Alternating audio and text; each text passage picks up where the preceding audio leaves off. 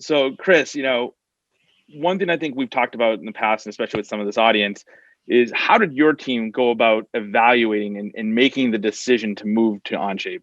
And any color about how you actually put together that timeline? Knowing the story personally, I think it's really fascinating. So I think it'd be great for you to share with the audience.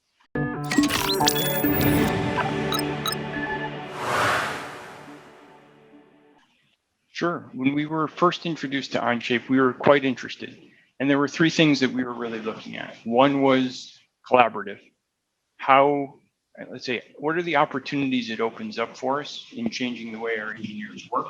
If we can have everyone around the 3D, the 2D collaborating seamlessly. And would people really do that?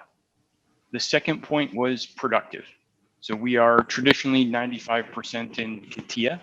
So when we look at how our teams do their work in a CATIA environment versus Onshape, could we see a path to it being more productive and significantly more productive?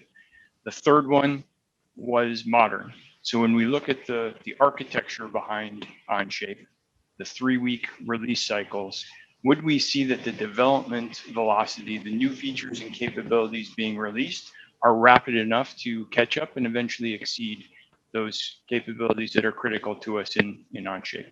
We did some basic evaluations in the first months, and we were quite impressed with what we saw. So we picked a couple of new technology projects.